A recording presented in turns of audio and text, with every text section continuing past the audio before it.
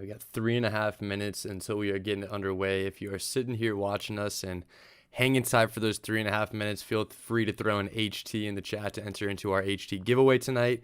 We've got S. Gravener in the chat already throwing the first HT, cracking the seal open on the chat, giving a shout out to the Steelers tonight. Ooh, they are up against a tough one, but we'll see. Intentionally going to try to maybe cut this one off before the end of that game so we could be back in front of a TV in time for the end of that one, and hopefully it's not out of reach by then. So we'll see. Big 49ers fan though, so the tough part this weekend is out of the way for me.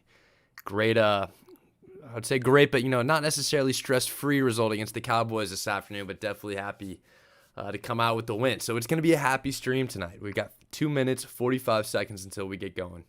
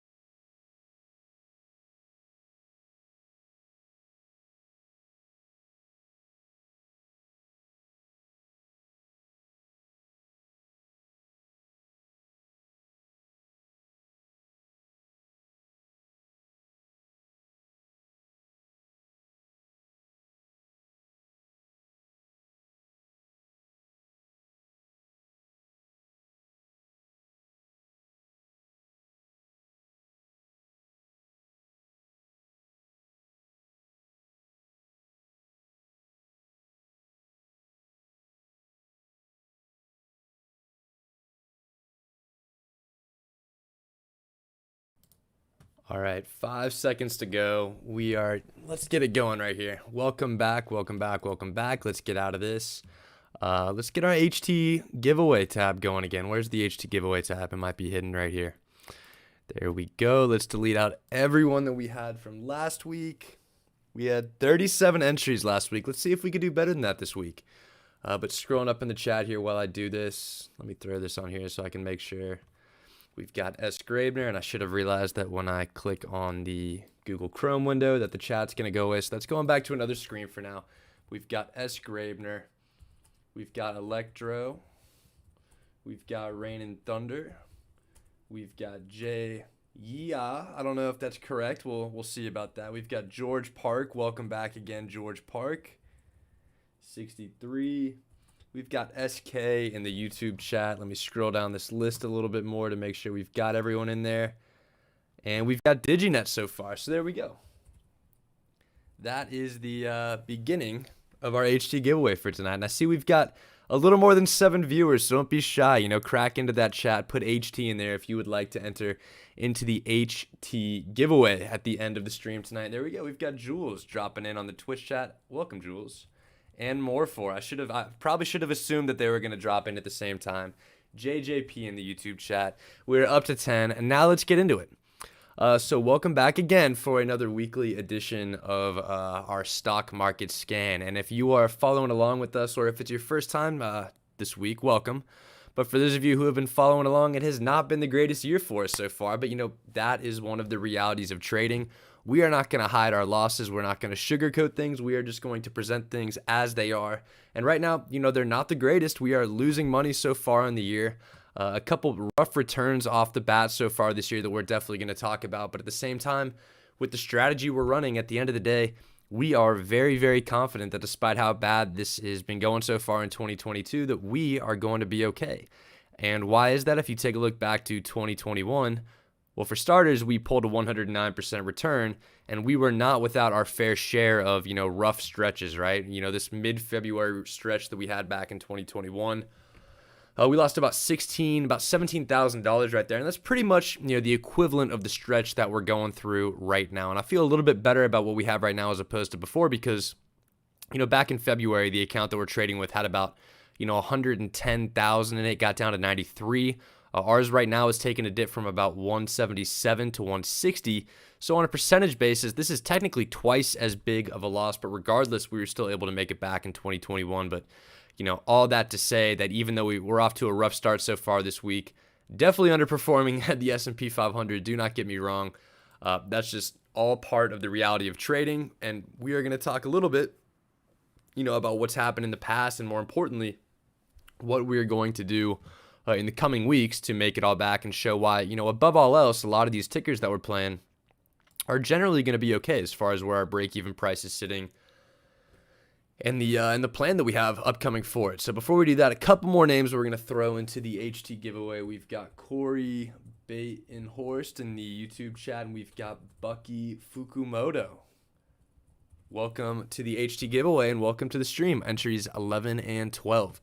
But last week, obviously not a great one, right? And we're not going to hide these things. We are going to get right into it, and we're going to talk about what happened. Palantir, just one of those things that's not performing well, right? We started playing Palantir when it was about 24 a share-ish, right? It was 24.80 when we entered into Palantir, and it's probably easier if we jump into these trade breakout tabs as we talk about these. But we entered in this one back at the beginning of November, so, it's been just over 2 months, and, it's a decent-ish amount of time to be in a trade. But, hey, there have been trades like GHIV, which, turned into UWMC that we had last year.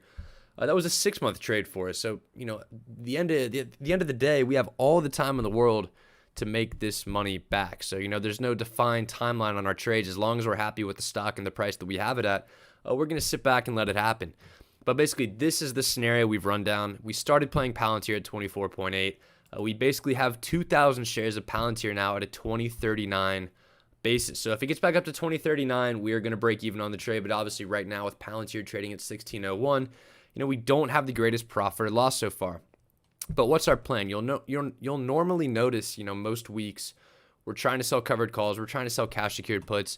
For Palantir, I'm sitting steady with 2,000 shares right here because one of the biggest metrics that we like to rely on is going to be RSI, which is the relative strength index, and that gives us at least a little bit of an idea of what stock is doing on a short-term basis, right? So if we back Palantir to the 180 day or something like that, we'll see RSI's down at 39, which is, getting towards oversold territory. Technically, anything below 50 is oversold, and anything below 30 is, severely oversold to when the line starts to turn blue. And as we can see from some past performance from Palantir, anytime that the RSI gets into the blue, it's usually preceded by a decent little spike right here. The last time I got down there, it spiked from 15.3 up to 17.3.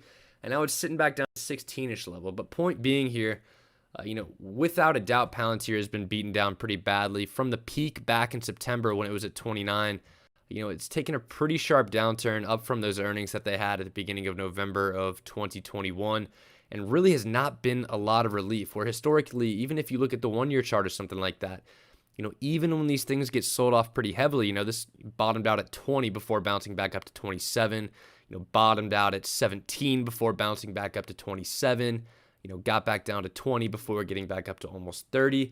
The idea is that, even though this thing gets beaten down and it may not, go back up for the next week or 2 weeks, eventually, just the way the buying and selling in the market moves, you have to believe there's going to be some sort of at least short-term relief in the near future, and that we'll get some sort of bounce, especially considering that in the last calendar year it peaked at $45 a share. So to now be in on it with, our basis is 20, but the fact that the stock is trading down at 16, I think it's okay for us to, at least for a week or so maybe, until we get some sort of a bounce on Palantir, to sit with those shares uncovered. Because when we look at the option chain, right, we have these 2,000 shares.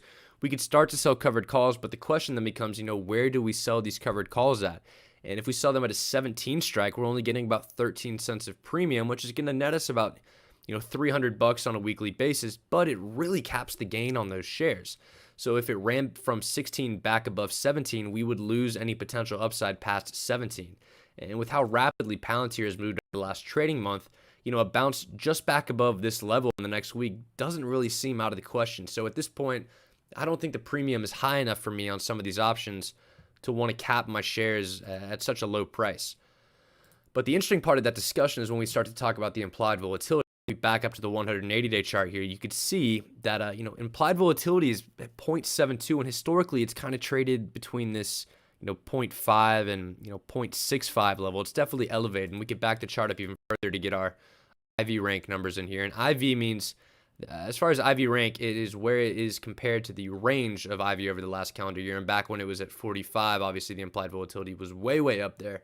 But IV percentile is 73, meaning that, it kind of spells it out for you right here.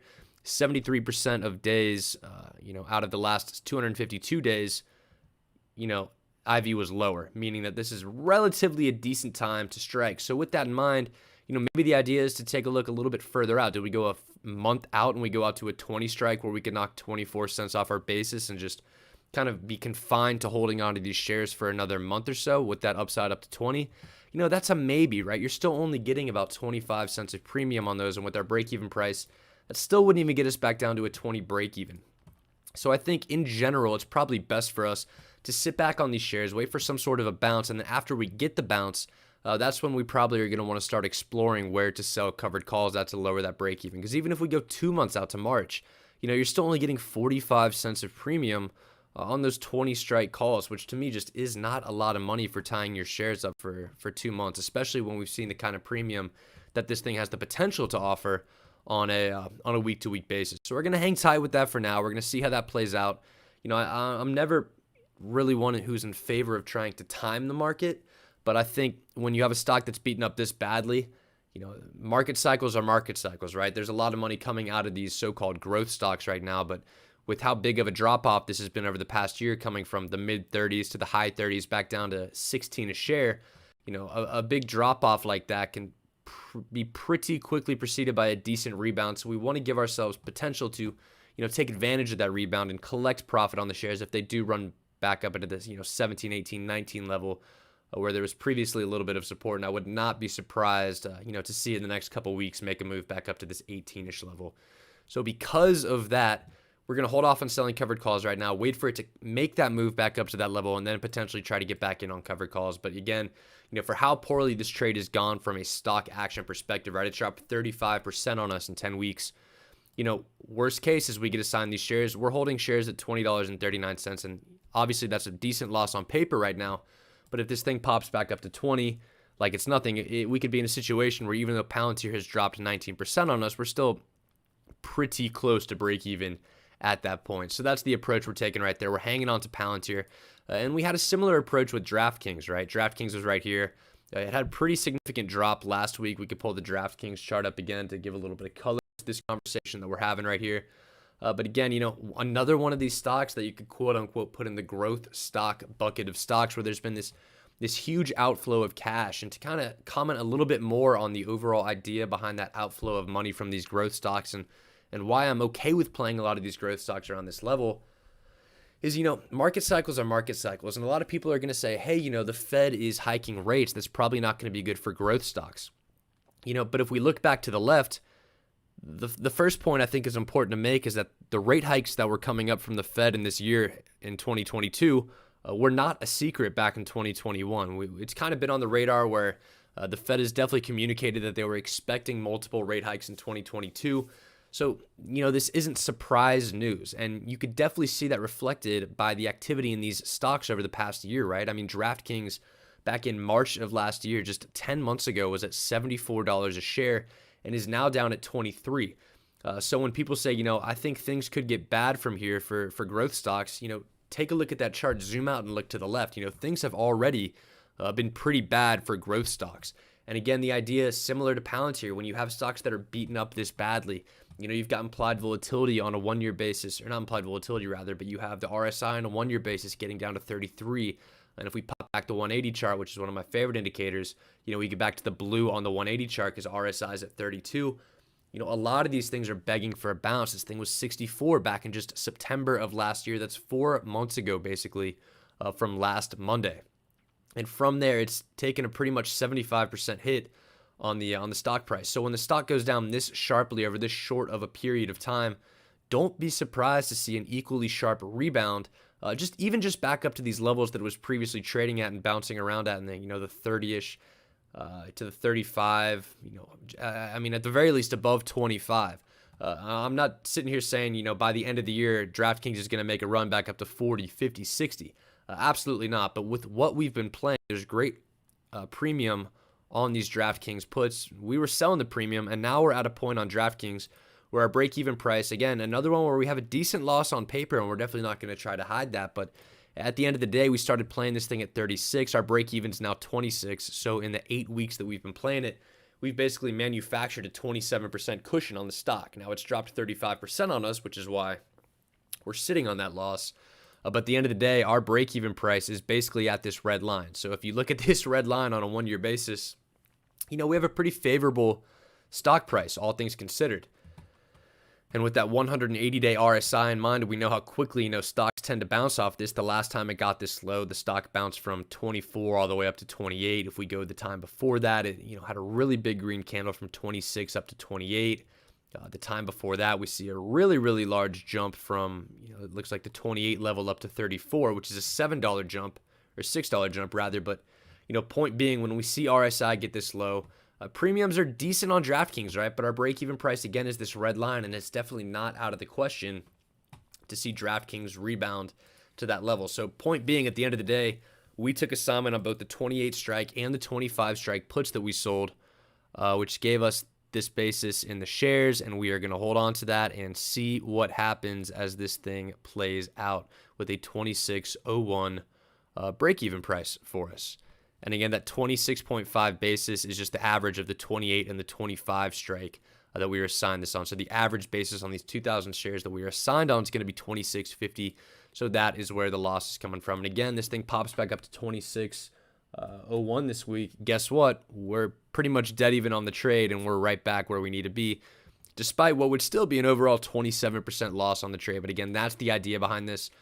The growth stocks definitely can still get worse from here, but there is still a lot of upside for a decent bounce. At some point, the money's going to start flowing back into these, and when it does, things like Palantir, things like DraftKings, which have seen such sharp drop-offs in the last calendar year, are going to be a great target for a lot of this money to flow back into. So that kind of covers Palantir and DraftKings, pretty much two of the bigger losers that we've had on the year so far.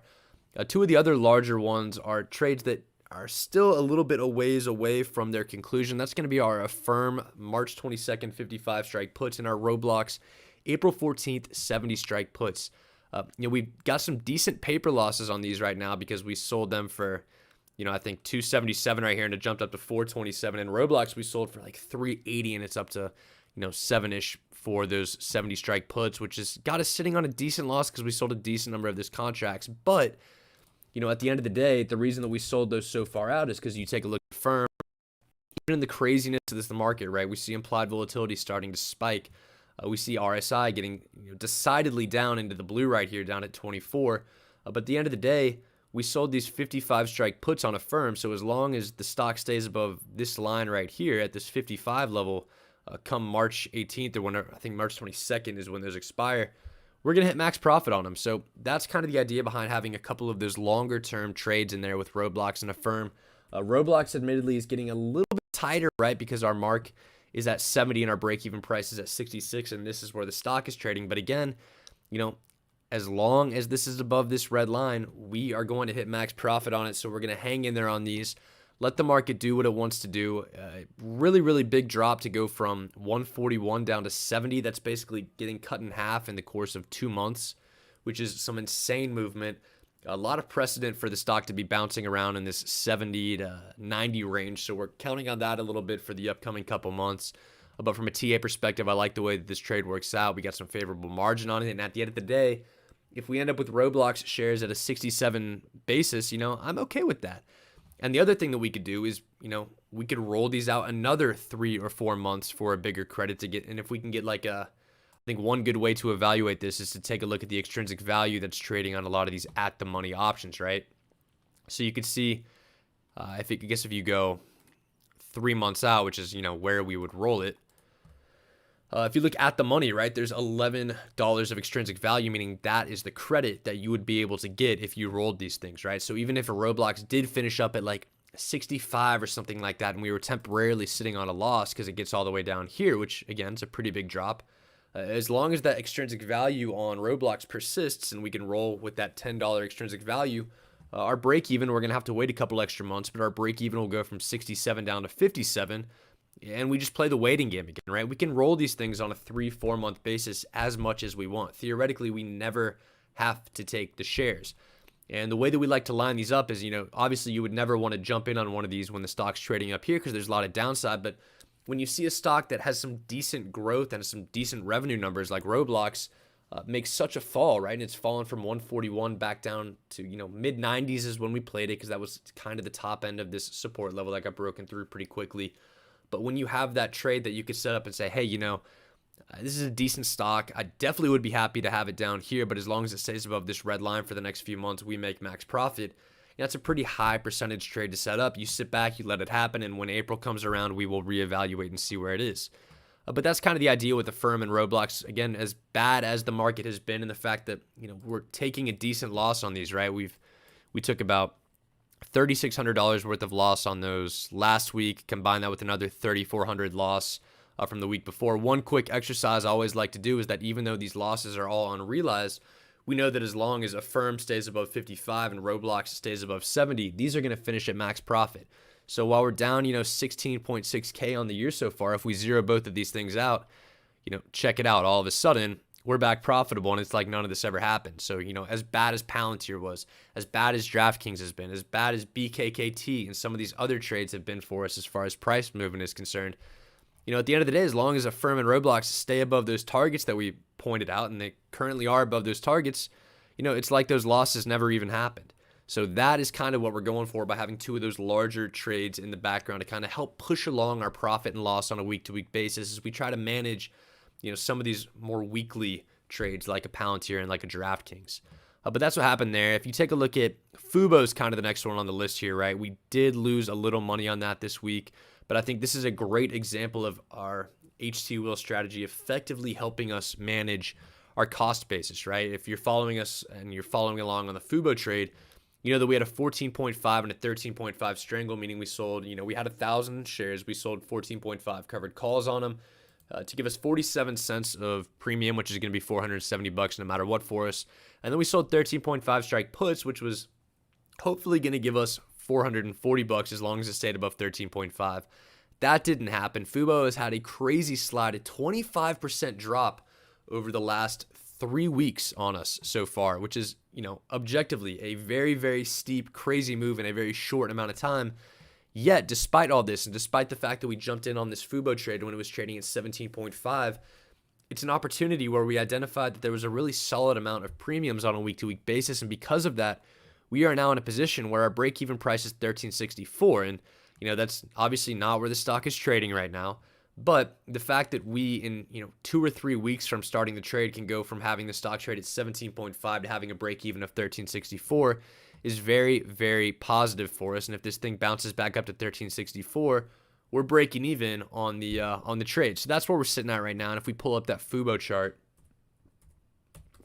really similar story as the other two that we've talked about, right?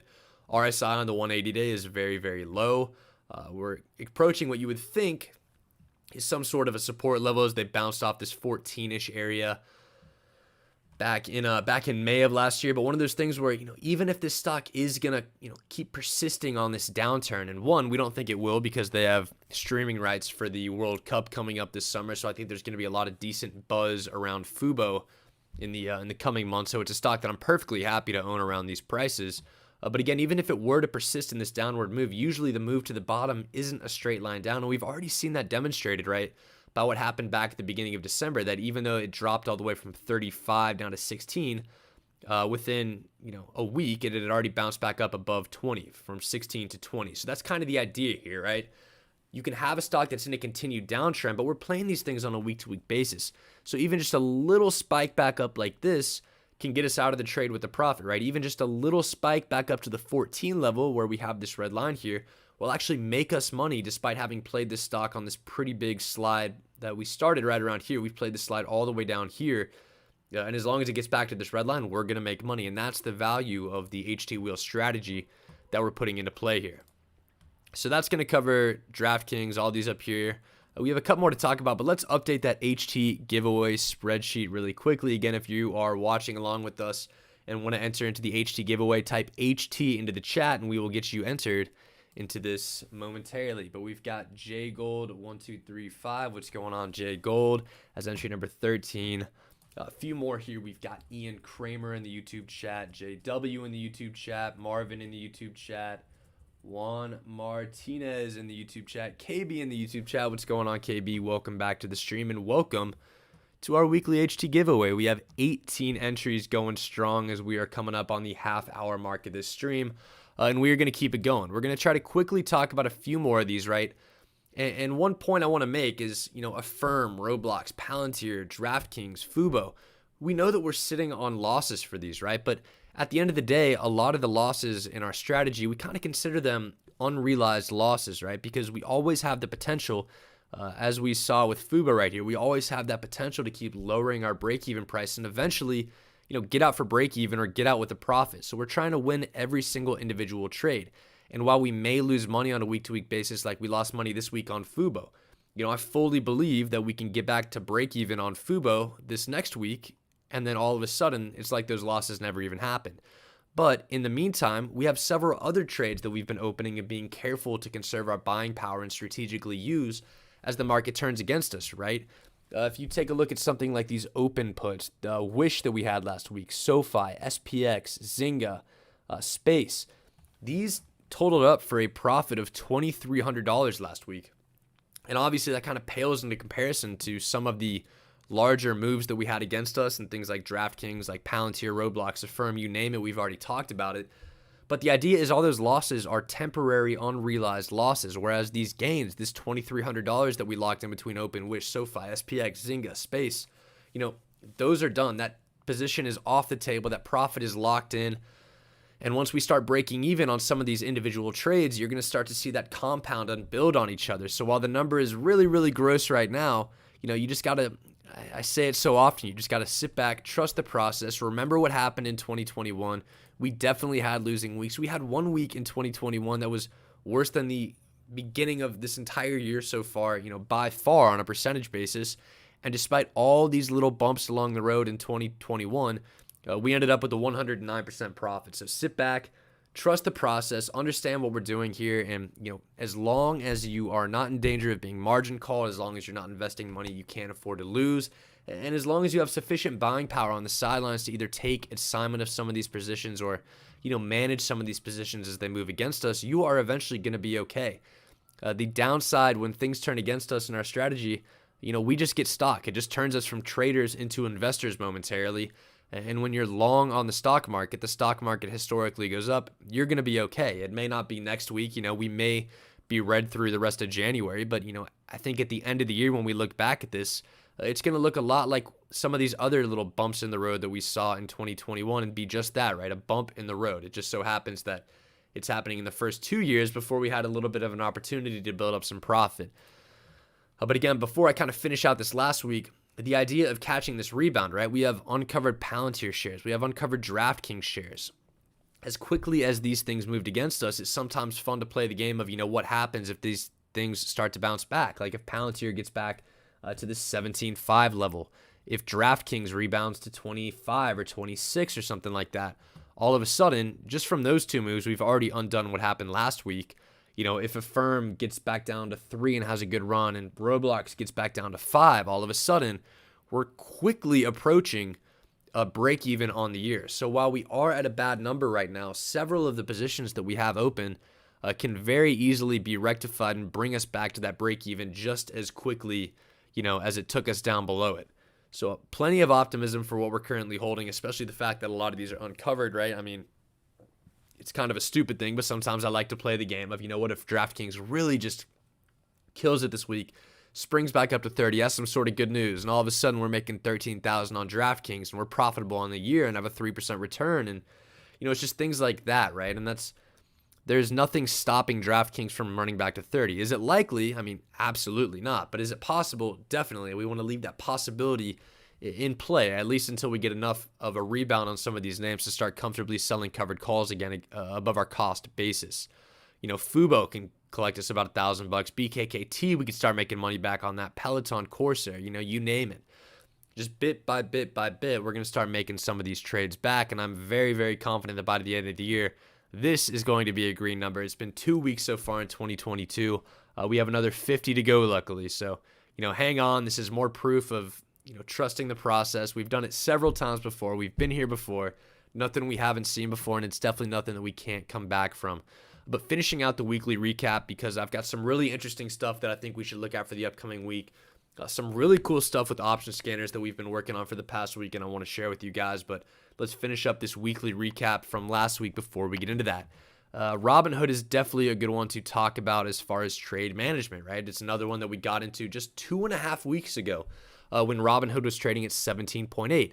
And it closed Friday at 15.17, meaning that it's dropped 15% on us in just 2.5 weeks. Again, objectively, it's actually been less than that. This is calculating for next Friday. It's been 1.5 weeks, basically 10, 11 days. And Robinhood has dropped 15% on us, which objectively is a very, very big drop for a stock in a very short period of time. However, we're at a position where our break-even price is down to 15.11. And this has been a great example of, one, both conserving buying power to kind of average into a trade when it sharply moves against us, and two, using our position management strategies, making sure that when we have the opportunity to lower our break-even price effectively and not need to put that extra capital into play, not need to increase our risk, that we're able to do that, right? Because off the bat here, we had the 17 strike puts. They definitely moved against us, but on that big dip, we were able to add 15 strike puts for 31 cents a credit, which pretty comfortably expired worthless, which, had us sitting on a $500 or $490 loss right there and a 1643 break even.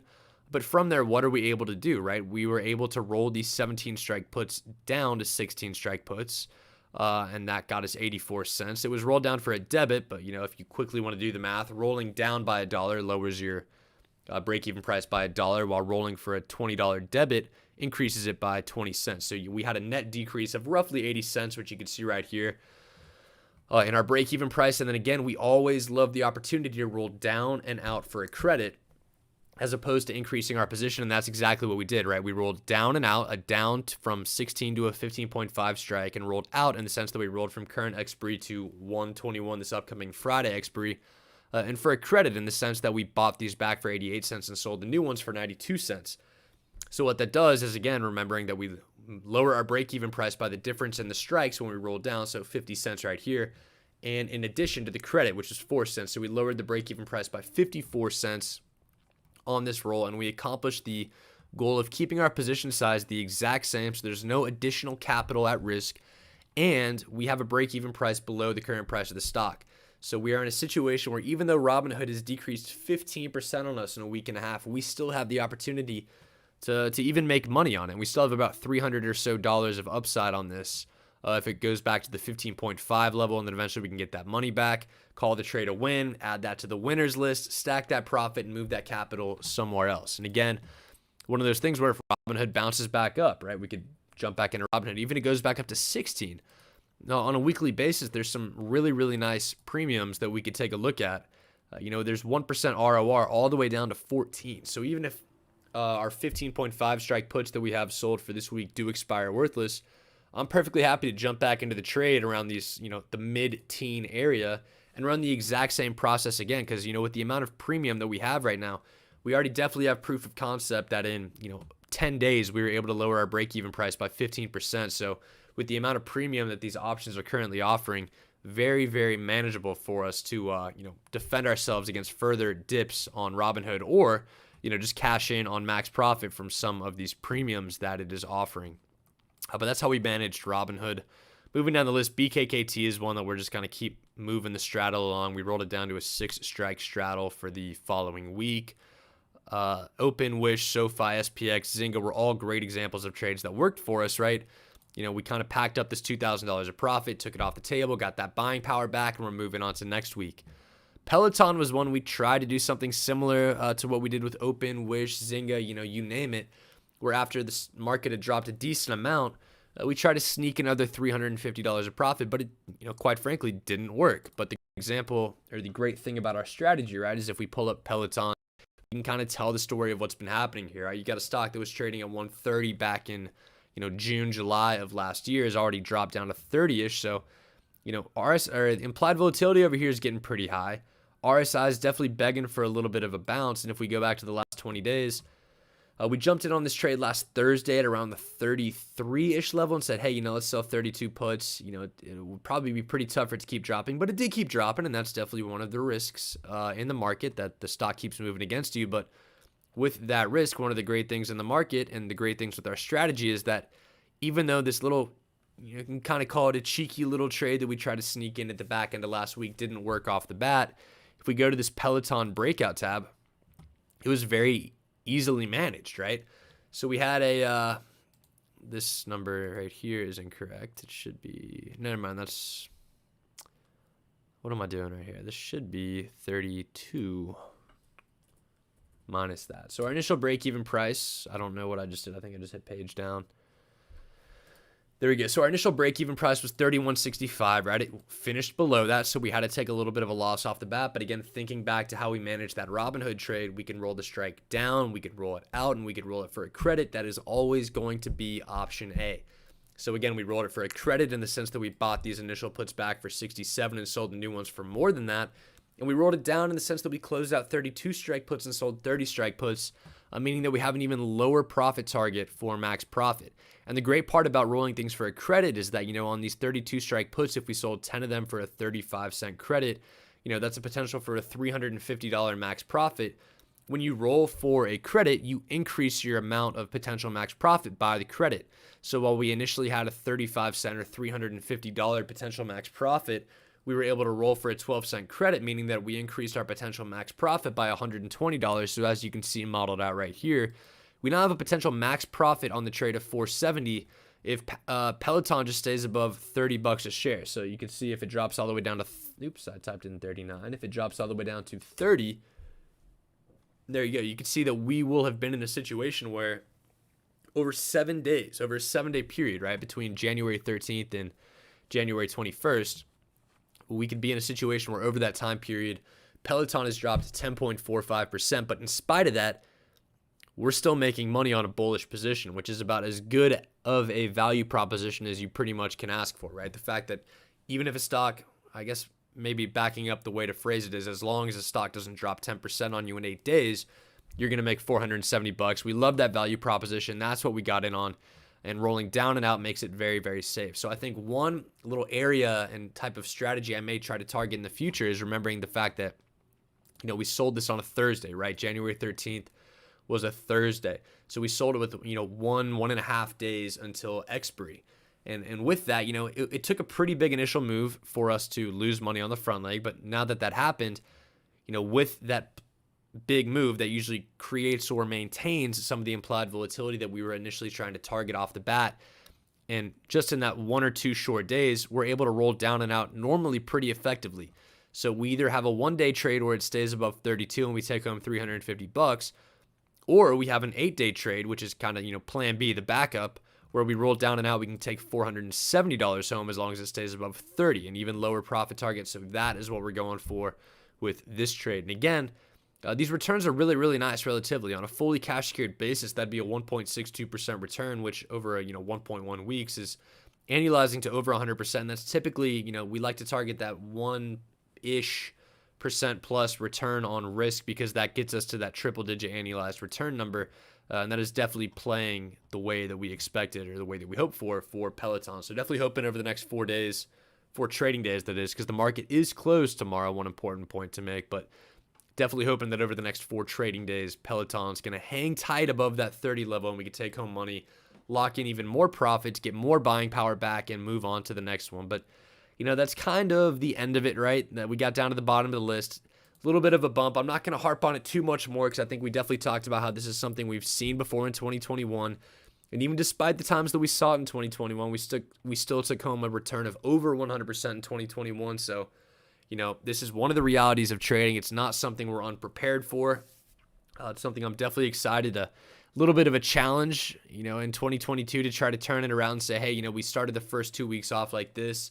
Let's see where we are a month, 2 months from now, because at the end of the day, we're not buying options. We're not constrained to this one individual time frame, and as long as a stock doesn't make X move by X date, we lose money, right? We can move our price targets, right? Like we saw with Peloton, where we moved down and we moved that max profit price target. We can roll these strikes out. We can roll these things as long as we need to, right? We have unlimited time to make these things back, and that really is one of the greatest advantages that our option selling strategy provides us with. So here's what we have for the upcoming week. A lot of this is basically a continuation of what we had in the prior week. The one trade that we did add is going to be Corsair 20 strike puts expiring on January 21st. I really like these because Corsair has kind of been a solid stock. It's another one of these, admittedly, where if we go to the 1 year chart, you're going to see it was trading much, much higher. But if you back it up a little bit further to the 3 year, you'll see, it kind of IPO'd in this mid-teen-ish area and had a little bit of a bounce around the 20-ish area before fully taking off to 51.37 at the peak. A lot of people own this thing in the 40s area. A lot of people own it in the mid 30s. A lot of people own it mid 20s. So I definitely don't think it's a bad idea to try to jump in and initiate a trade here, where over the next 4 trading days, you're taking home a 2.49% ROR. And again, we like to target 1% ROR. 2.5 is over twice that target amount that we have for return in a given week. So that is what we like to see for Corsair, right? And remembering that, it's not just about if we keep it above 20 that we hit max profit. It's also that we have a 20 strike put that we're selling for 50 cents of premium, meaning that as long as we just keep it above 1950, we're going to make money on the trade. So I think it's a really high percentage trade, 1950, right? If we go back to this 20-day chart, as long as we keep it above this line right here, and I could even draw the line on right now just for a little bit of guidance every time I pull this chart up. But there you go, right? As long as Corsair stays above this red line for the next 4 trading days, we are going to make money. And that is as simply put as we can make it, and that is why we like that trade for the upcoming week. So that's kind of what we got. A lot of these trades that we're in right now, I'm very happy, if you're not in something like this, like even a DraftKings, even a Palantir, right? We could pull up DraftKings, and this is how I plan on filling out that little cheat sheet that I'll throw in the chat room later. But even DraftKings, right? We look at these ROR numbers. You can get a 1% ROR on DraftKings at a 21 strike, which is an absolutely insane number for the upcoming week, right? Because if you look back at the last 180 days, 21 is all the way down here. It's this line down here. So if we extend that to the left, that is far and away below anything we've seen over the last 180 days. Far and away below anything we've seen over the last 1 year on DraftKings. So if we pull up the 3 year chart to go back to the very beginning, it's pretty much right around that level that it started trading at. And so, it's really not common to see this many big red candles in a row without seeing some sort of green relief, right? And you can almost kind of parallel it to this stretch that we saw right here, right? A few bigger red candles, a green one, bigger red candles, and then it rebounds a little bit. We see some big red candles right here, a little bit of green in the middle, goes back down further, and then the idea is that it bounces back up from here a little bit. But at the end of the day, we love that golden rule of selling options, where you should never sell options on a stock that you wouldn't want to own at that price. DraftKings is 100% one that I'd be comfortable owning at 21. We've got a bunch of uncovered shares at 26, so I'm definitely co-signing the idea, if you're not already in on DraftKings, of taking advantage of some of this elevated volatility, maybe even getting more aggressive at the 22 to target double that, right? At 2.25% return on risk for the upcoming week is pretty solid. Even something like Palantir, which is getting back down to the mid-teens, where we should probably see a little bit of support, you could get that 1% ROR back down at the 15 level, which is super, super, super low, right? We're getting into a time frame where with a lot of these growth stocks, it hasn't traded at 15 in the past, let's see, 180 days. It hasn't been at 15. If we go back to the past, the last calendar year, it hasn't been at 15. We're getting into some really, really unprecedented price levels for a lot of these growth stocks. So we are kind of in no man's land a little bit, but I would not at all be surprised to see a decent rebound here in the coming weeks, right? Rate hikes aren't supposed to start until March. They haven't been a secret. I think a lot of what we've seen over the past year for things like Palantir, things like DraftKings have been in anticipation of these rate hikes. And at some point, you get the old cliche in the market where you say, at some point, they're probably priced in. And is that a 70% drop from the peak? Maybe. And one thing that I threw together at the end of last week to try to help conceptualize just how sharply a lot of these stocks are moving against us, right? Because we know at a very basic level for a lot of these positions that we open and a lot of the positions that we enter into, as long as a stock stays flat, goes down a tiny bit, or goes up when we're selling puts in a given week, we're going to make money. So I think this kind of helps visualize just how poorly a lot of the performance has been, right? For Palantir, it has had one winning week over the last 2 months, and that was a week where it made 12 cents. So we have absolutely been up against it on this one. DraftKings, they've had 2 winning weeks over the past 2 months, right? And we entered into the trade right here on 11/26. These bolded, squared cells indicate when we entered into our respective trades, but it's had 2 winning weeks. And the winning weeks have been far less in magnitude than what the losing weeks have been. Fubo, a ton of losing weeks in a row. Robinhood hasn't had a single winning week in the past 2 months. And I don't care how bad of a stock you are not going to lose money every single week in and week out for a very sustained period of time, pretty much beyond what we're looking at right here. BKKT, another one. It's gone from 36 down to 558. We've got a break even at like 630-ish. So, relatively speaking, from where the stock has been trading, the amount of losing weeks we've had in a row, like our break evens are pretty solid right here. Between these 5 tickers that we have up on the screen right here, the average drop off in the last 2 months has been 57.44%. So further, when people bring up that talking point about rate hikes and how that's going to affect growth stocks in the coming environment, people are saying, that might not be good in the future for growth stocks. My argument here would be that this has already been predominantly displayed in the performance that growth stocks have seen over the last few months, right? These rate hikes have not been a secret. The market has known about them. We have a pretty good idea about the extent of these rate hikes, and I think the smart money has kind of gotten out ahead of the game, whereas we're trying to get in on the back end of this dip, take advantage of some of the implied volatility from these stock movements, take advantage and swoop in a little bit lower of a break-even price. And, if we get assigned, we get assigned, right? With Palantir, with DraftKings, at some point, if the stocks continue to drop, you'll get assigned, but that's eventually us. It's essentially us placing our bet and saying, okay, we've got the stocks at this level. Let's hold on to these stocks. Let's wait for the rebound. Let's see it happen.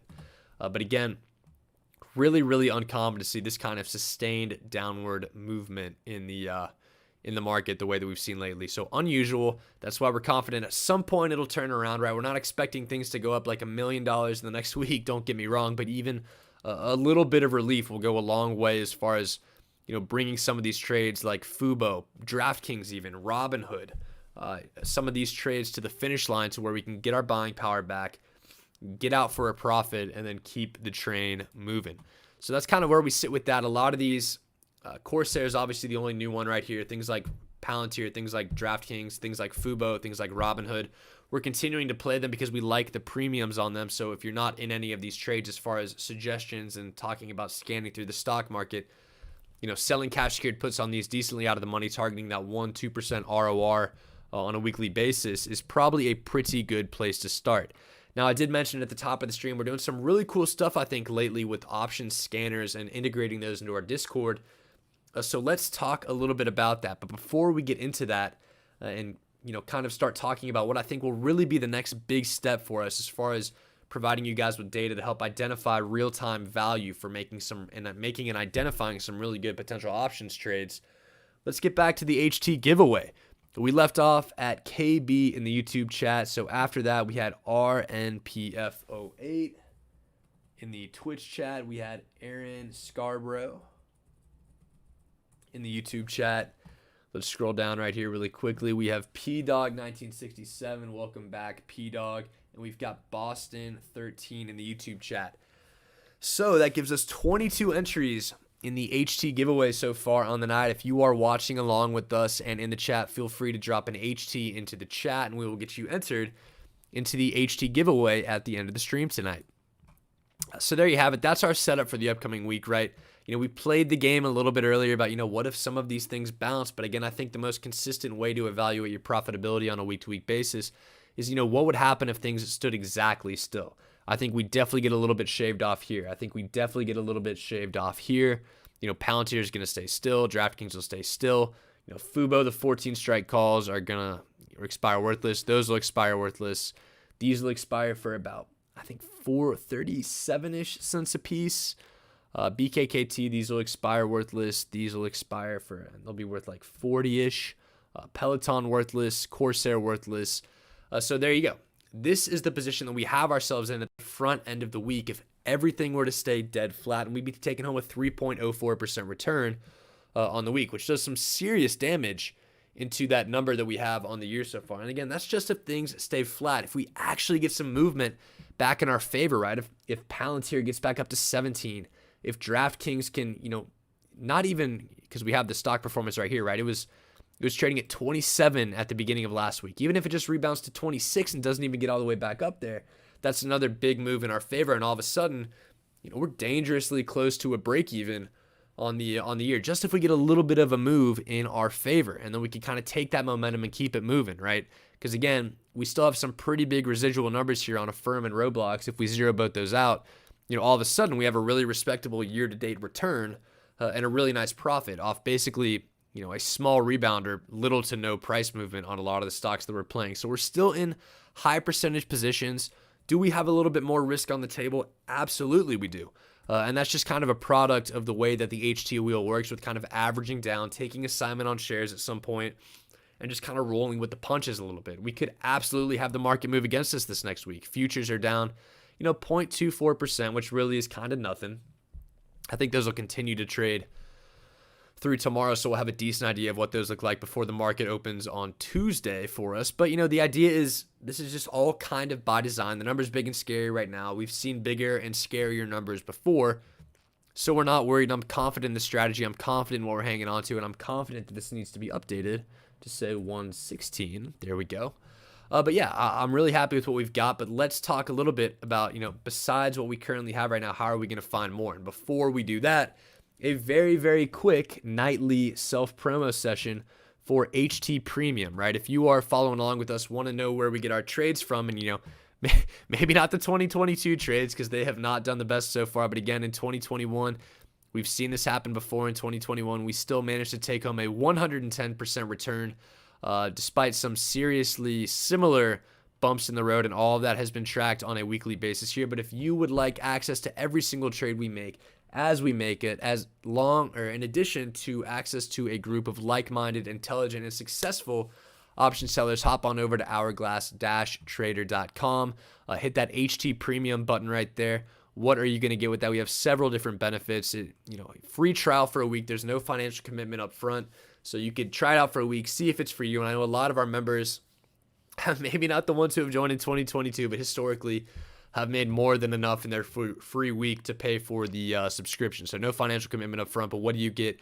You get trade alerts, right? You get trade plans. Every single week, if we're running into trouble, we'll kind of write up some trade plans, and I'll pull up the Discord really quickly so we can give a quick rundown before we get into the good stuff. Bear with me; it'll be really quick self promo here, but right, we have trade plans sometimes where, if we're worried or, we have a little bit of a loss heading into a Thursday night, we want to figure out what we're going to do on Friday, we'll write up trade plans, right? We have really detailed plans about what we're going to do with every single stock that we're holding on to, different potential scenarios that we outline, different management strategies, so that at the end of the day, we could get back to break even on these things and never really have to panic. But that's one of the things we have. We have a watch list. We have some option scanners right here. You have access. If I go to the option scanner page on our website, this is what it's going to look like. You're going to see all these option scanners that we use to come up with trades on our own. And if you don't have Thinkorswim, we kind of tried to build out some other ones and things like FinViz and barchart.com to help you guys do some of these similar things. But above all else, what I'm most excited about that is now a part of HT Premium that we've started on this week is we've actually created some bots to help alert trades. Because, Not everyone, when you have these option scanners going, is going to be able to sit in front of the screen all day and say, okay, something came onto our IV reversion scanner. But the good news now is that we have started to set up bots that will alert you in the chat. So what you do if you're a member of HT Premium, hop over to the announcement channel, hit the diamond right here. It'll auto assign you a role where you're alerted every time something pops up in our scanners. We've been working on the scanners a little bit. I'm really, really excited about the value that this is potentially going to bring. Our goal over the next month or so is to build out a few more of these channels. So throughout the day, while everything we do is predominantly option selling, whether it's something like IV reversion, whether it's something like an oversold stock with the acceptable ROR % return, whether it's something like a potential earnings trade. The idea is you're not going to have to be sitting in front of your option scanners all day, and you are going to be given these alerts, which when you're tagged in them will come to your phone no differently than a text message would. So, the big plan, I guess, quote unquote, for HT in the future is to become a lot more of a service. We're providing you useful data in addition to our trades, right? We're still always going to keep alerting our entries and our exits into all of our trades. But in addition to that, we want to help give you as much data as you possibly can to enter into your own trades and become more of a data-based service as well. So that is the direction we're trying to head with that. Super excited where that's going. But again, hourglass-trader.com if you want to sign up for that. And that is the end of the self-promo. So if you are still sitting through this after my self-promo, thank you so much for bearing with me as I plug our own services here. Here giving us a Go Niners in the YouTube chat. Absolutely. I'm so fired up that they beat the Cowboys today in what was maybe one of the strangest NFL games I have ever watched, where it seemed like neither team wanted to take home the win. But, I am happy with the way that one turned out. It is a much happier stream tonight since the Niners won, as opposed to what we would have seen if the Cowboys had lost. Or excuse me, if the Cowboys had won. But there we go. Great NFL turnout. No idea what's going on in the Chiefs-Steelers game right now. So if anyone has a score update for that and they could throw that in the chat, would be greatly appreciated. But talking so much about the scanner, talking so much about this different effort that we've been putting into this, let's get to it and take a look at some of the potential trades that we have going up. And we have a couple entries into the HT giveaway really quickly. We have Dashio. What's going on, Dashio? How have you been? Dashio0503 in the Twitch chat. And we've got Mahir in the YouTube chat as entries 23 and 24. Welcome to the stream and welcome to the HT giveaway. So let's pull up Thinkorswim here. Let's go to the scan tab. We've been doing a lot of interesting things here, right? We've learned about the intersect feature. We've learned about, if I pull up these load scan queries under personal, you see that we've been putting in a decent amount of work, bringing in some decently complex scans into the system. If I go to personal and pull up even just things like HTIV rank, we've got some really interesting stuff that's coming up here, right? So just one example walking through these, and I know we typically start with the high ROR put scanner, but I think, taking, all right, Kansas City 21, Pittsburgh 7. Thank you, Corey. It looks like that one might start to be getting out of hand. But one cool thing we've been doing, right, is I know we typically start with the option hacker, right? We talk about different RORs, but what do we know about returns and premiums? We know that high implied volatility leads to high premiums. So we know that, if volatility on a stock is unusually high, it typically is going to revert down at some point. So if we go to the IV percentile here and we Jules is saying we lost sound. Can you guys hear me? Jules, obviously I would never want anything to be bad on your end, but I'm really hoping that it's just a you problem right now, so I don't have to completely screw up and move the stream. So if you guys can hear me, let me know in the chat, and then we will get this thing going, assuming there are no further technical difficulties. Let's see who's the first person who's going to let me know if they can hear me. Although I guess if no one can hear me, no one would answer. There we go. Yes, we got some confirmation. So Jules, I guess I'll type it in there. Jules, try switching to YouTube. There we go. All right. And now the answers are rolling in. I always love the awkward little 30-second delay between when I ask questions and here and when you guys can answer me. But thank you for the feedback. We are going to keep it rolling. But again, we always like to start the options off by going to, the high option return from an ROR perspective. But another different approach I wanted to take this week was instead take a look at the stocks themselves and take a look at IV percentile. And IV percentile, which is a little bit of a misnomer here in Thinkorswim because the way they calculate it is actually IV rank. What this is telling us is what IV is on these individual stocks is at X percentile of the range over the last year. So if we pull up the top of the list, we have QCOM, right? QCOM. We go to the 1 year chart because, again, this is something that's calculated over the last year. One important thing, if you go to 180 day, you're not going to have that implied volatility thing we have up because implied volatility rank is calculated on a 365-day basis. So there you go. And if you would like to import these into your Thinkorswim module, hit me up in the Discord server and I can help you out because this is something I added this week with a little bit of help from someone else. And it has been very, very helpful as far as evaluating, implied volatility opportunities and things like that. And I think having a little bit more of a focus on these IV numbers as opposed to some of these ROR numbers is going to be really helpful for us going forward. But here you have it, right? IV rank is 81, meaning it's in the 81st percentile compared to the yearly high and low. And we have implied volatility plotted down here. So we can kind of see that, right? At 0.5, it's decently at the high end of the range, which looks to be between, 0.26 and 0.57. So what this would suggest is at some point, the implied volatility would potentially revert down to this 0.4-ish level. And then, as implied volatility drops down, option premium is going to drop down as well. So it's kind of suggesting to strike while the iron is hot on QCOM. And if we take a look at some of these options, 1% ROR falls at 185, which is down here. And, quite frankly, when we look at the 1 year chart, this thing was trading at 122.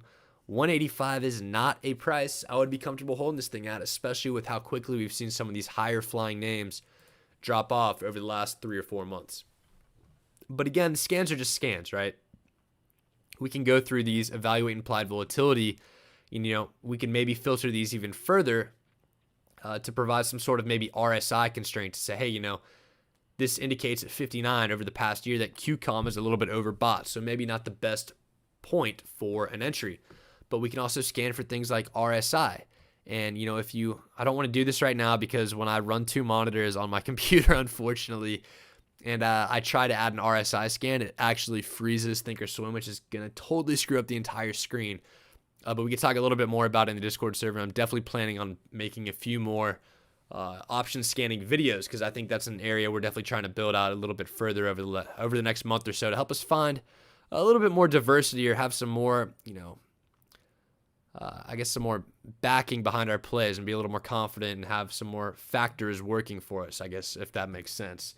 But one other thing we've been doing, right, is intersecting. So one scan that I like to do is if you add the, return on risk right here, out of the money, volume. Basically, this is giving us a list of, let me clear this quickly so I can walk you through the process of doing this. But this is basically giving us at a high level, these filters, a list of out of the money options with the returns that we like, right? It gives you a return of over 1%.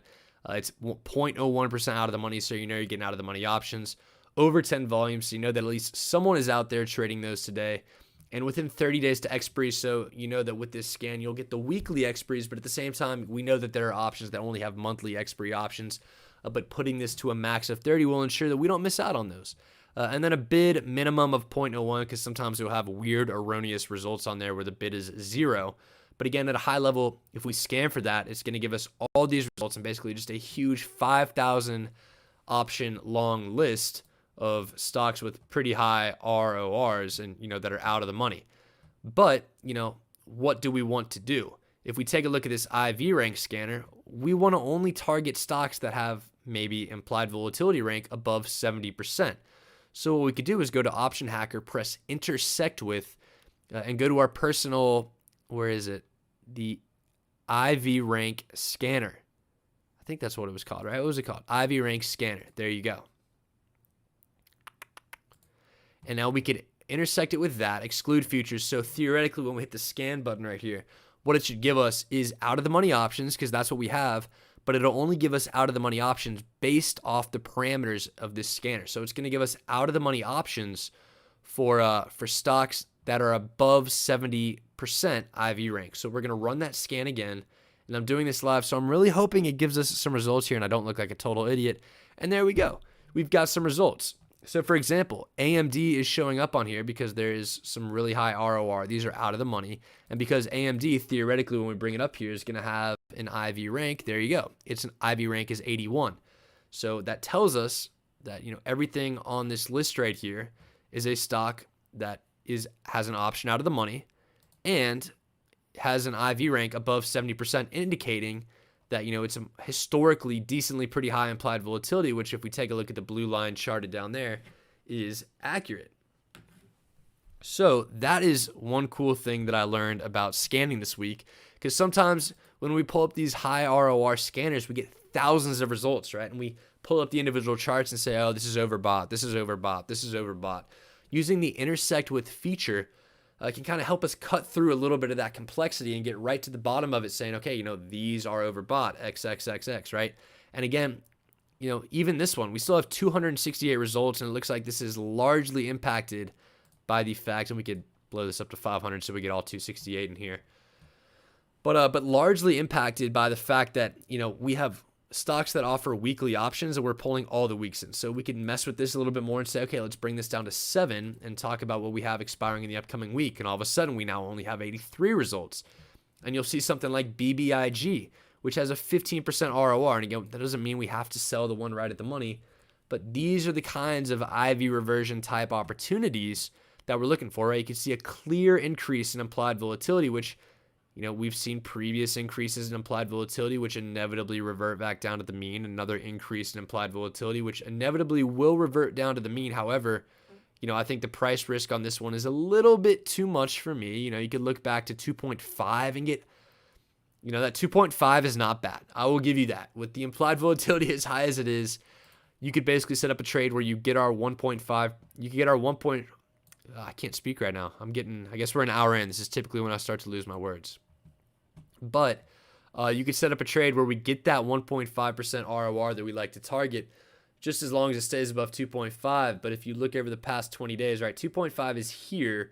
It's already traded below that. The base is kind of this 216-ish area. So that's not one I would take. But the idea behind, intersecting some of these scans, especially from an IV lens to look for some of these IV reversion type trades, is it's going to give us a lot more results that are centered around exactly what we're trying to get to, right? I've never even looked at NKTR, but, this is one that this new scan has brought up. We get to look at this, therapeutics company, not something that I'm really trying to take a look at. IV is pretty high because it used to be relatively low, but if we take a look at the option chain, there you go. You got some decently out of the money options giving you that ROR you want. But again, therapeutics company, probably because they have some sort of pending news, healthcare conference they're presenting at. There you go. It's not going to work for everyone. Maybe MLCO might be one. MLCO, please don't be a therapeutics. There we go. Resorts and entertainment. But again, you see this increase in implied volatility. This one's, again, overbought, so not one that I would really like to jump in on. But again, to filter this down further, we could go back to the original scan we had on the stocks and add an RSI scan as well. So we're getting big increases in implied volatility and stocks that are oversold. So we kind of have a double whammy setup right there. But again, not going to update that live on the stream right now because for whatever reason, every time I try to update it with 2 monitors, it crashes, think or swim. But that's kind of the idea. And hopefully you guys can, use what we're talking about right here to build some of these out for yourself and try to, cut down on what typically is a pretty conflated initial high ROR puts scan that we run every single week. And another interesting area that I've tried to look at a little bit in the same lens of evaluating implied volatility is that if we take a look at, there's another interesting metric on here. So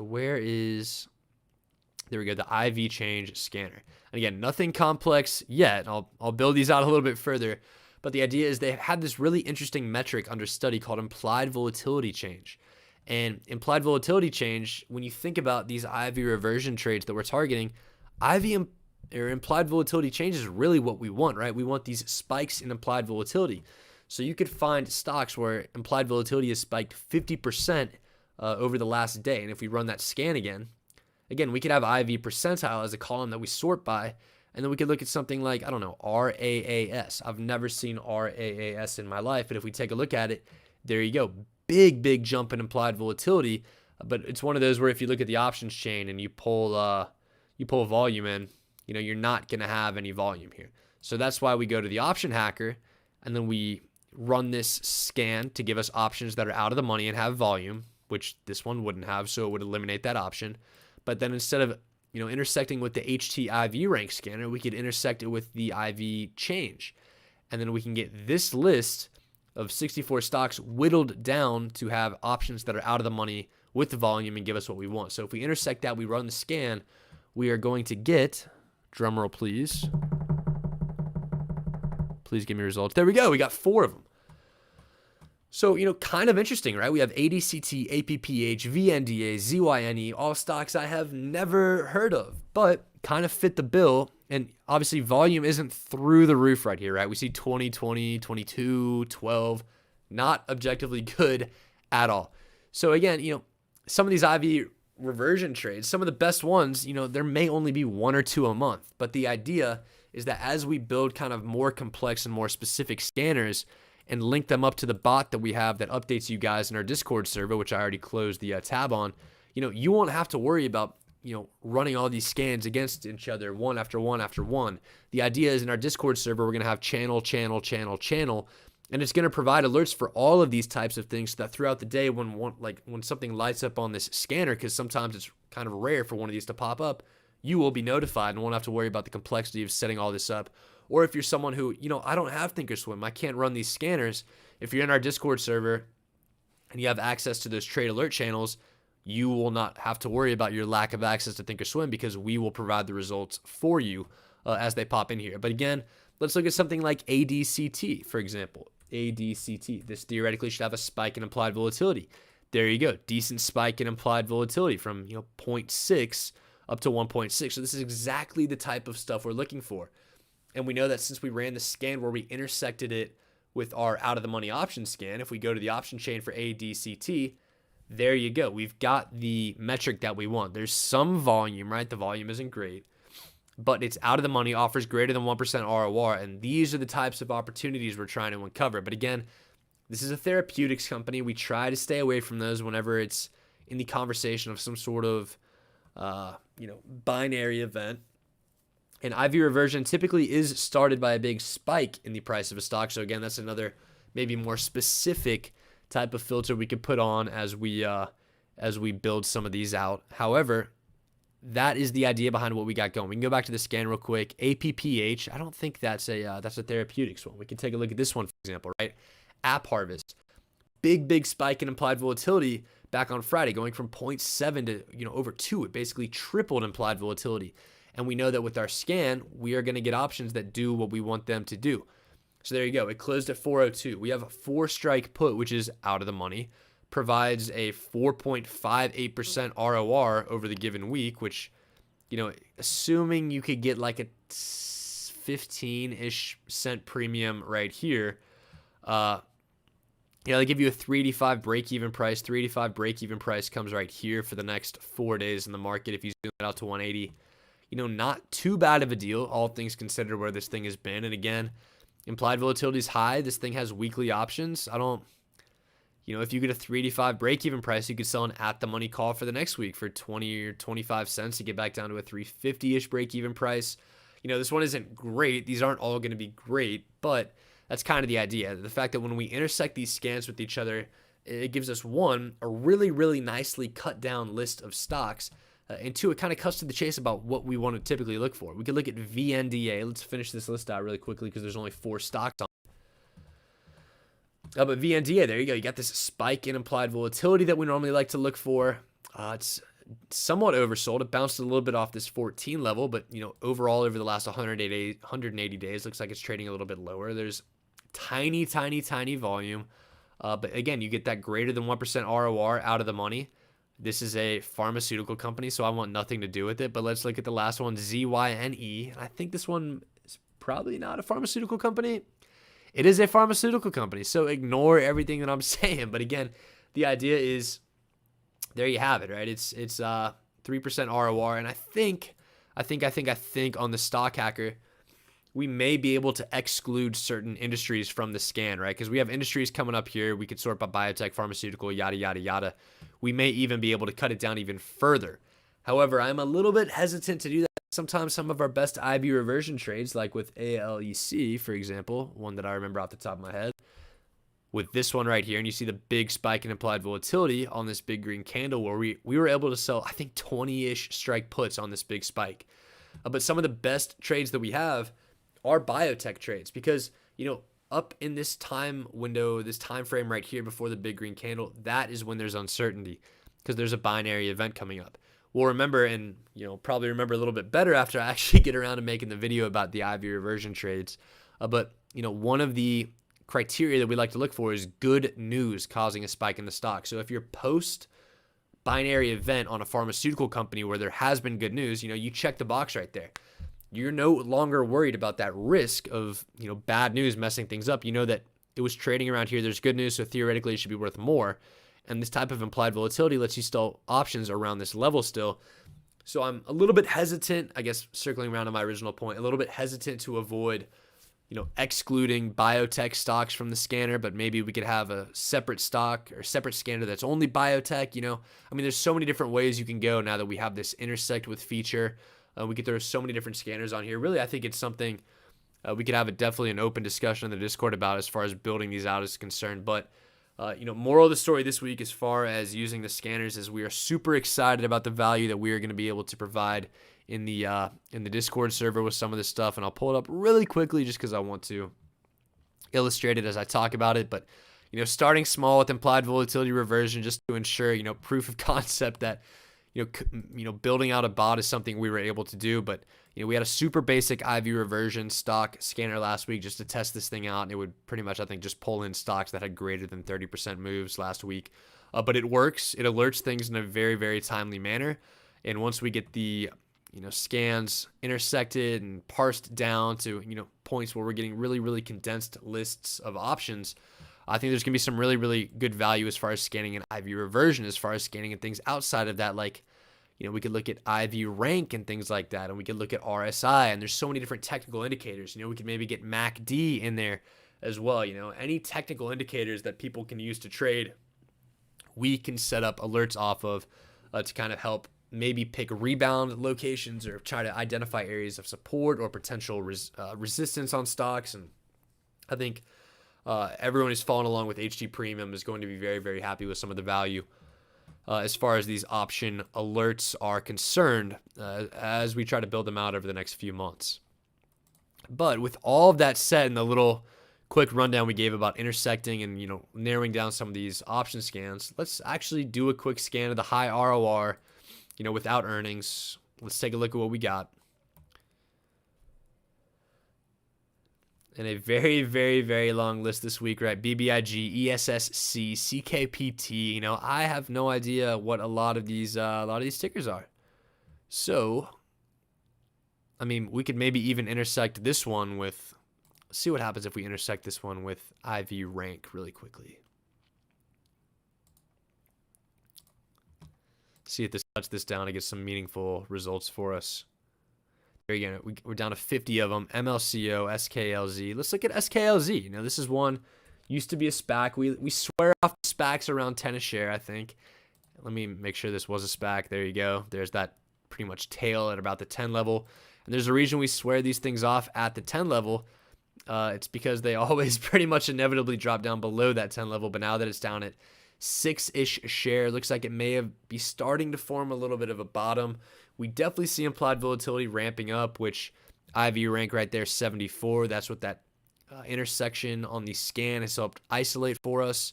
Let's see what kind of premiums we can get. Even at 550, you could pull 1.38% return for the upcoming week. Even if you wanted to get a little bit more aggressive with a 6, you can get 4.08%. And again, we want to remember that even though it's 6 and max profit is above 6, that 23 cents a premium makes that break-even price 575-ish. So, your break-even price would be here for the next 4 trading days. I don't hate that at all, with the caveat that, we always know that these SPACs can continue to go a little bit further down. So definitely keep a small position. But, I don't hate the idea of having a couple smaller, riskier positions in the portfolio on a week-to-week basis, because we've seen how, when premiums are inflated like this, how easy they are to manage on a week-to-week basis. So Sklz, interesting one right there. ABCL, no idea what that is, but we could type that in and see what we're looking at. Biologics, I'm going to leave that one alone. Back to the scan real quick. Square, interesting one, right? We all know Square, the payment processing company who goes by Block now, I think. There you go, Block Inc. Let's zoom this puppy out because there's definitely a lot to talk about with the recent price action. And definitely one, let's go a little bit further out to tell a little bit more of a story, but very, very much so one of those growth stocks, right? It was hanging out around here, around from 32 at the base of the COVID crash up to 289 at the peak. Without a doubt, a growth stock. But the issue I kind of see here is, it's down to 133. Where could we expect to bounce? And I think 133, when we outline that price level right here, right where it's bouncing off of, you see at the tops of a couple candles, the bottom of a few candles here. I think that's definitely a decent area to identify as a short-term level of support. On the 3-year RSI, we never really see 3-year RSI get too low, but it's down at 23 when I move my cursor. It'll pop up right there. 23 is where the 3-year RSI is. Definitely begging for a little bit of a bounce.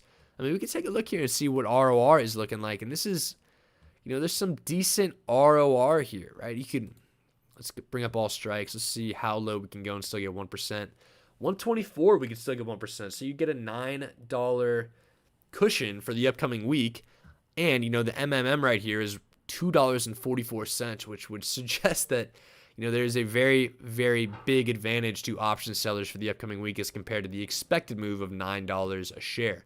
So I, don't hate the idea here. I'm sure you probably get a decent amount of margin help with this one. There you go. I mean, almost 10% collateral requirement on Square. It's just one that I'd be a little bit hesitant about because while there probably is a little bit of short-term resistance here in this 130-ish level, next level is probably this 85 level, and I definitely would not want to be caught holding onto a stock at 130 if I think the next stop on the way down is going to be, 85. So probably you're going to want to throw it back on the watch list. Definitely a decent company, and if it does revert back to this 85 level in the next few months, I'd be happy to scoop it up at that level. But for now, at 130, just not for me with some of these pullbacks that we've seen, right? And kind of circling back to another idea that we had at the top of the stream was what we did with the firm and what we did with Roblox. Why did we do those? One, because they were on the back end, presumably, of a decently sized sell-off. And two, we did it because implied volatility on them was relatively high. And over the last year with Square, we know that implied volatility is relatively high, right? The IV rank is 71. IV percentile is 88. So, we know that IV is elevated. What kills IV? And the answer, as you could see IV kind of tumble down here, what kills IV is when stocks rebound. So it's kind of like a double whammy, right? You kind of get two effects working for you. You get the rebound in price, which helps kill put premiums, and you get the decrease in implied volatility on bounces, which also kills put premiums. So I think it's really advantageous to target some of these for like these longer dated trades like we have with the firm and Roblox. So I think that's one area that this scan might be very, very helpful for. So for example, to kind of put numbers in front of you instead of just theoretically speaking about this, we loved the 85 level. You could get not a huge amount of premium, $1.64 premium, but the idea here is it would only take $8,500 of collateral. You'd return $1,600. That's like a 20-ish% return for three months from now, but that's not groundbreaking or anything like that. So we definitely want to wait a little bit further. But I think those longer 45 to 60 or really around that 60-day target that we're starting to try to have a couple of trades going forward, this is going to be a very, very helpful scan for us where we get those high ROR to ensure that there's high option premium and intersect it with the IV rank scanner to make sure that historically IV is pretty high, so a bounce will really, really impact the premium on the longer term puts that we're going to be selling. But moving a little bit further down the list here, let's see what else we got. We got Zillow popping in on the list, and I think this is actually a decent opportunity for the upcoming week because it's testing these lows again, right? We see implied volatilities creeping back up on a 1-year basis. I don't really like 1-year RSI. Let's pop to the 180 day. There you have it, 38. Already got into the blue and bounced a little bit, it looks like, at the back end of last week. But doesn't change the fact that IV, relatively speaking, is pretty high compared to some of these historical levels. And we know there's probably some decently strong support around 53 because it bounced off of there between, November and December. Definitely a growth stock when we back up to the 3-day chart. Very, very similar chart to Square, right? Where actually it's very, very similar to Square, right? We talked about Square. There was a big run up and a big fall back down. And the issue, this is probably equivalent to what I would say the 130 level on Square was, right? We see that there's this level of support here. And while it did initially bounce off this level of support, we definitely get worried about potentially owning the stock up there because the next level of perceived support is down at 60. And, you see this play out very, very clearly. And this is why we do this technical analysis of support and resistance levels, because you see it play out very, very clearly. When it broke down below this perceived support at roughly 85, it got to this next level of support at 65 in a hurry. And I think it might be useful if I stack these charts on top of each other and pull up Square again. And pull up the 3-year on Square down here. Because there you go, right? You see this big up. You see it fall back down to where there's this perceived initial support. But again, there's this extra little gap here to get back down to this pre-COVID support level. Where similarly, there is this extra little gap here to get back down to this perceived pre-COVID support level. But this, might pretty much mirror Zillow move for move here, which is why, we've seen it in the past with this big red candle when it gets back to this initial point of support. Square gets back to the initial point of support. It may bounce momentarily, but that big gap down between 133 and 85 is what we want to avoid, because while we love premiums, there's definitely good premium here. We always want to be wary of the downside risk.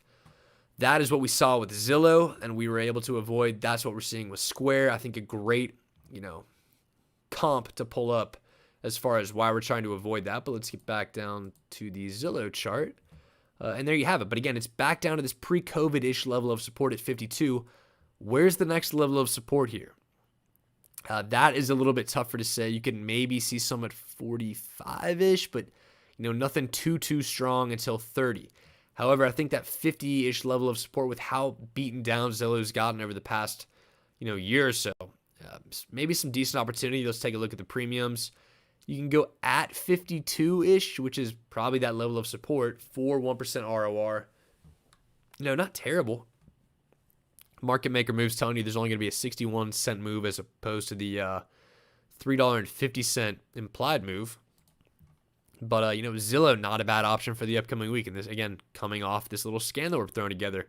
CGC is one that's kind of interesting, too, because they're having a little bit of an increase in implied volatility as well. There you see that increase in IV, forming another bottom here at around this 8-ish level. It looks like it bounced off of 8. But you can still swoop in there on some 8-strike puts for, 1.9 ROR, which is very, very nice. Do you get any margin help here? You get, 50% collateral requirement, which doubles that to a roughly 4% ROC. Not a bad number at all. CGC, again, off that scan that we came up with, you could see that it's definitely oversold. We love the oversold stocks here, of course, for those of you who have been following us. But, decent IV.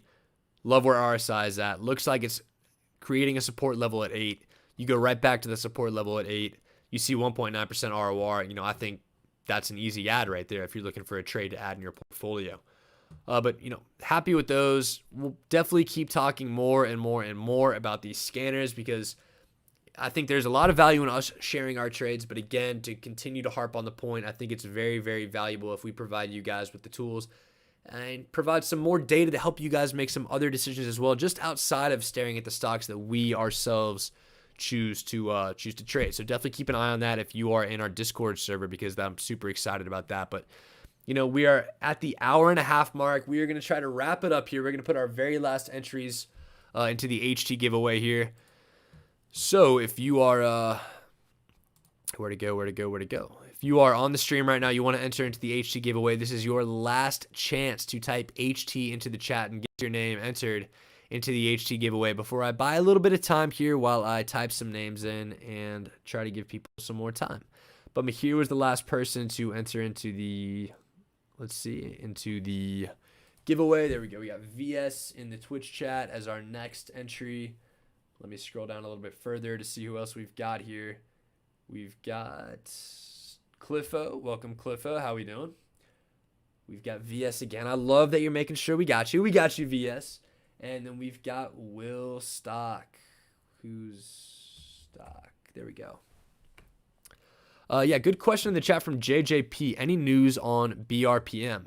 And they actually filed an S4 last week, which essentially just pushed their merger date back to Q2. So previously, BRPM, their merger was going to be in Q1 2022, which is the quarter that we are in, is the Q that we are currently living out. But they have pushed that back to Q2, so meaning April or later.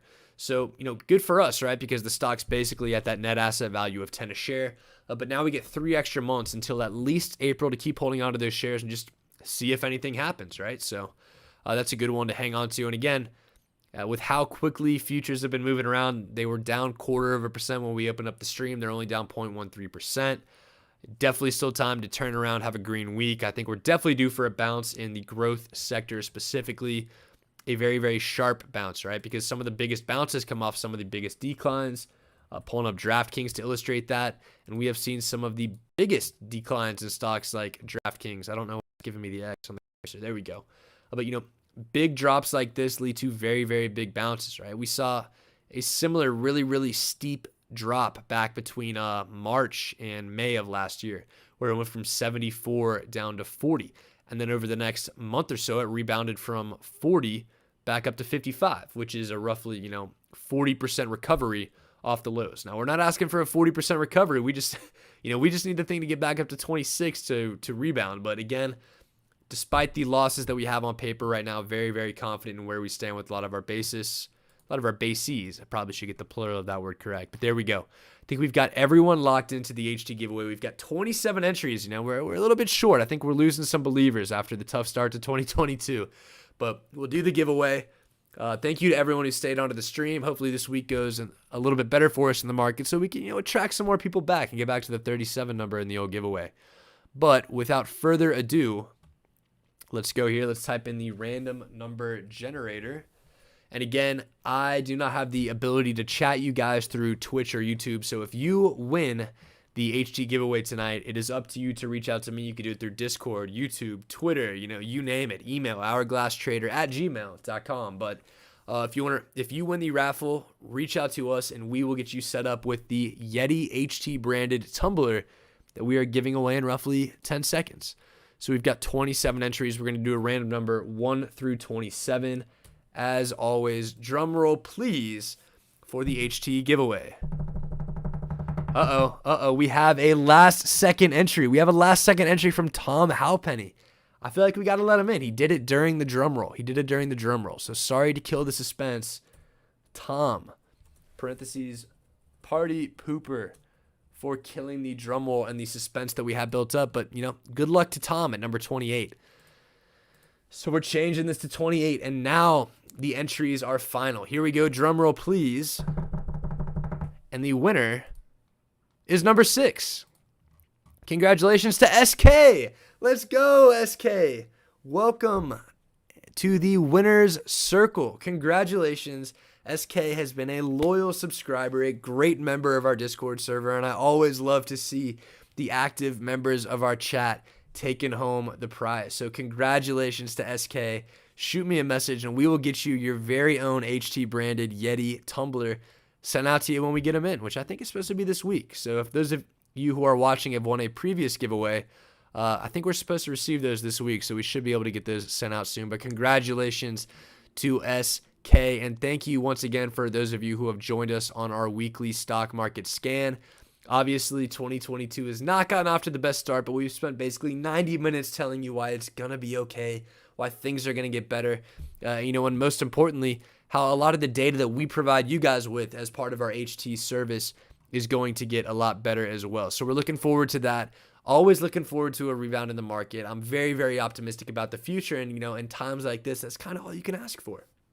So again, to those of you who have stuck with us through the entire stream, thank you for watching. The corny sign off saying thank you for watching. This has been Hourglass Trader, where as time passes, we make money. Thank you. And, I've really hoped that this time next week when we talk to you guys, we actually have more money in our account than we do right now, because, we're a little bit in the red right now, but we are going to recover. We've been here before. We've got a plan. We're sticking to it. At the end of the day, the most important thing we can do is protect our capital and live to trade again the next week. That's what we've done. Given a long enough timeline, we can always come back, and we will come back. So stick with us. Thanks for those of you who are still on, and we will see you guys same time next week.